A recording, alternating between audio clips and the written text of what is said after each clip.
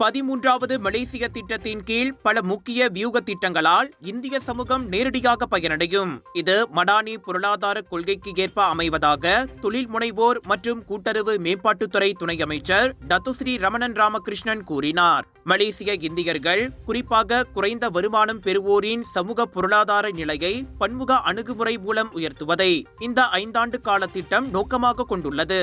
இதில் உயர் வருமான வேலைகளுக்கான பாதையாக ஸ்டெம் மற்றும் டிவேட் துறைகளில் தரமான கல்வி மற்றும் திறமை மேம்பாட்டிற்கான அணுகலை விரிவுபடுத்துவதும் அடங்கும் என ரமணன் கூறினார்.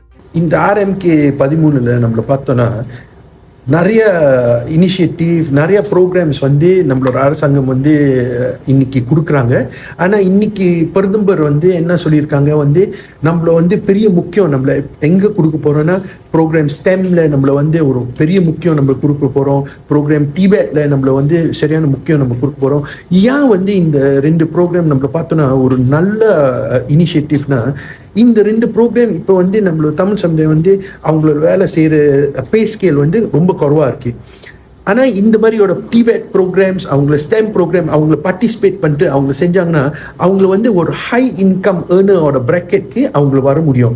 ஸோ அவங்களோட வந்து சம்பளம் மேபி ஒரு காலத்தில் வந்து 2000 வெள்ளி 3000 வெள்ளி ஒரு மாதம். ஆனால் இந்த ப்ரோக்ராம் டிவேட் வந்து அவங்க ஆரம்பித்தாங்க 4000 வெள்ளி 5000 வெள்ளி 8000 வெள்ளி வரைக்கும் அவங்க போக முடியும்.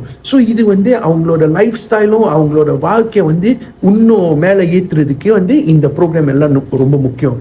அதே சமயம் சேதமடைந்த வீடுகளை பழுது பார்த்தல், வசதி கட்டமைப்புகளை மேம்படுத்துவது போன்ற அறிவிப்புகள் மக்களுக்கு, குறிப்பாக இந்தியர்களுக்கு நன்மை பயக்கும் என்றார் அவர். நம்மளோட ஹவுசிங், நம்மளோட வீடோட நைட் தராஃப்கே அவங்கள வந்து அந்த மாதிரியோட இனிஷியேட்டிவும் ஒரு செக்மெண்ட்ல அவங்களுக்கு கொடுத்துருக்காங்க. ஸோ நம்மள பார்த்தோன்னா இந்த மாதிரியோட இனிஷியேட்டிவ் வந்து நம்மள வந்து சும்மா நம்மளோட ஆசைக்கு அரசாங்கம் வந்து அனௌன்ஸ் பண்ணல. பிரதமர் வந்து நல்லா யோசித்து நல்லா அவங்கள வந்து நம்மளோட ஸ்டேக் ஹோல்டர்ஸ் கூட பேசிட்டு தான் வந்து அவங்கள வந்து இந்த அனௌன்ஸ்மெண்ட் செஞ்சுருக்காங்க. ஏன் வந்து இப்படி சொல்கிறாங்க, ஒரு ஃப்ரேம் ஒர்க் வந்து நம்மளோட மலேசியன் இந்தியன் ப்ளூ பிரிண்ட் வந்து பாய்ச்சிட்டு அந்த ப்ளூ பிரிண்ட் வந்து எந்த வந்து ரொம்ப முக்கியம், ரொம்ப தேவை, இப்பயே நம்மளை செய்யணும், அந்த ப்ளூ பிரிண்ட் அந்த செக்மெண்ட்ல அவங்கள எடுத்து அவங்கள வந்து இம்ப்ளிமெண்ட் பண்ண போகிறாங்க இந்த RMK 13ல நம்ம பார்த்தோன்னா. இவ்வேளையில் இந்திய தொழில் முனைவோர் மேம்பாட்டு திட்டமான ஸ்பூமி, இந்திய சமூகத்துக்கான சமூக பொருளாதார மேம்பாட்டு திட்டமான PPSMI போன்றவை தொடரும். கல்வி, தொழில் முனைவு மற்றும் சமூக நல்வாழ்வை உறுதி செய்ய இது அவசியம் என அவர் கூறினார். புதிதாக இந்திய கிராமங்களுக்கான மேம்பாட்டு திட்டமும் அறிமுகப்படுத்தப்படும். அதே சமயம் உயர் மதிப்புள்ள துறைகளில் இந்தியர்களின் பங்கேற்பை ஊக்குவிக்க பிரான்சைஸ் எனும் உரிமை வணிகத் துறையில் சீர்திருத்தங்களும் மேற்கொள்ளப்பட உள்ளன. இந்த 13வது மலேசிய திட்டம் இந்தியர்களை புறக்கணிக்காமல் மிகவும் கவனமாக வரையப்பட்டுள்ளது.